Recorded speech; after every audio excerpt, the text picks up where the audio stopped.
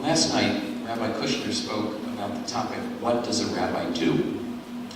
And as a way of preparing for that talk, I went to my file and looked in my file, role of the rabbi. And I pulled out a piece of paper.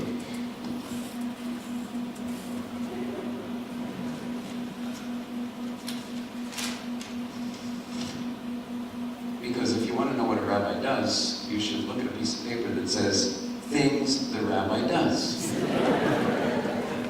This was given to me, it says in the spring of 1995 by two then young twin girls who were in our religious school, Chava and Michal Pullman, who many of us recall with great fondness. There are 10 things on this list, and I thought I would share them with you. What does the rabbi do? He reads from the Torah, okay?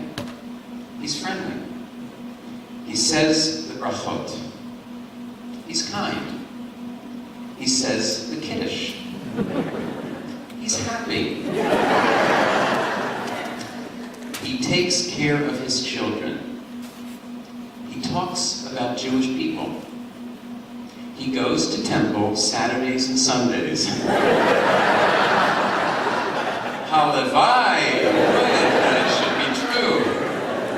And now for number 10 on the list of Chava and Michal Pullman from the spring of 1995. What is the 10th thing that a rabbi does, or that this rabbi does, according to them?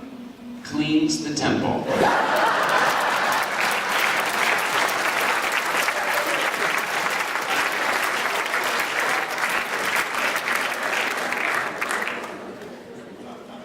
Well, I do many things, but not everything.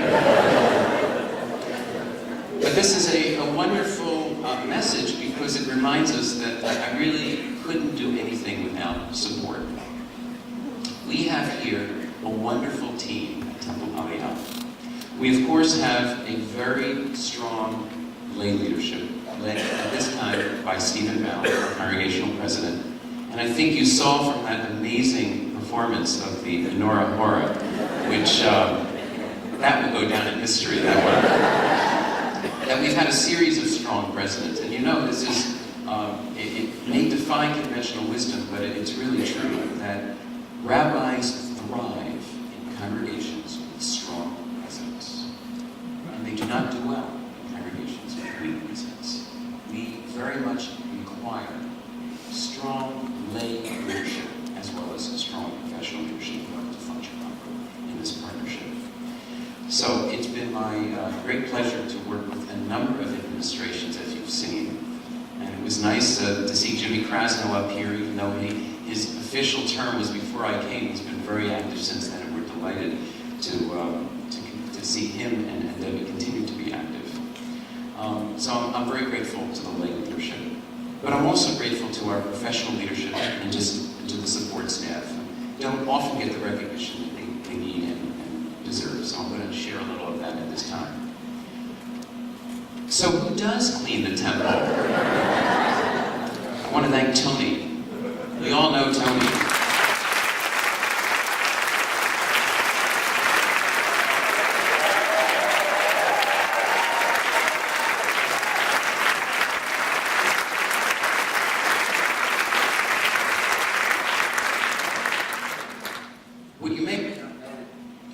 What you may or may not know is that Tony often does a lot of work while we're...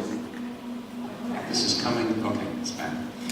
And it's all behind the scenes. There are times like this when this room is set up in one particular way. We're here having a wonderful time on a Saturday night. And lo and behold, on Sunday morning at 9 o'clock, the place looks like a school. And that's because of Tony. We're very grateful to him. But mentioning Tony and not mentioning Nell feels incomplete. And Nell, I must say, enhances our experience and enhances our sense of community. She's always smiling, she's always doing her work with flair, with taste, with care, and with a kind heart. Some of you may have seen the most recent issue of the Temple Aliyah Shofar. And on the back is a wonderful picture of the Native Clergy Association gathering in my home sukkah for a meeting. It was wonderful.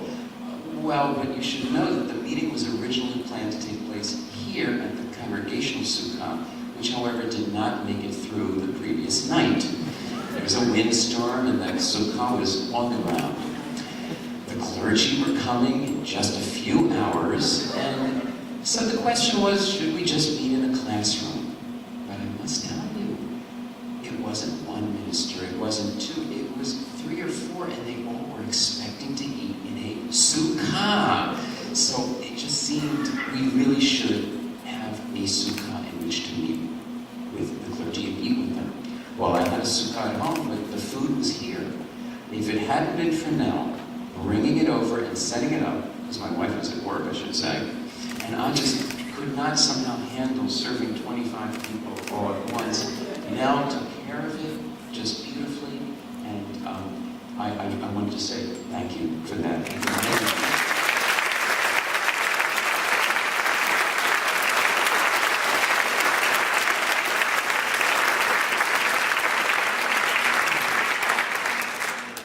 I want to thank Cantor Gaston.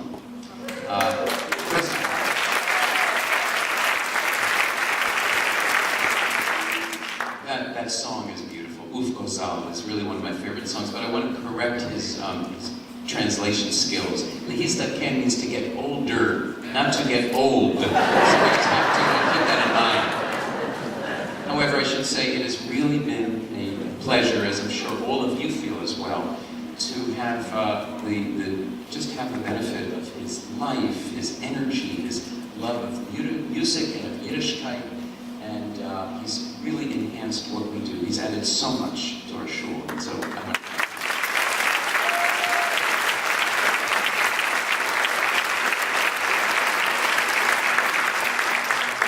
I also want to thank Cantor Gelman, who came last night. I don't believe he was able to make it tonight, but alongside of whom I served for many, many years here, and who gave many, many years of dedicated, hard-working service to the congregation.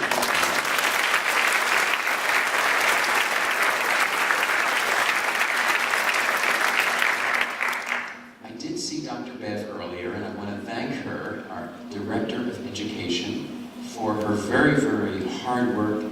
Bev, are you here? Yes, there she is. Wonderful.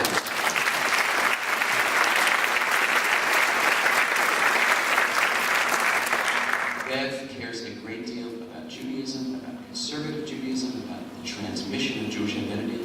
Most of all, she cares a lot about our kids. And she knows and understands the situation of every one of the kids in our religious school.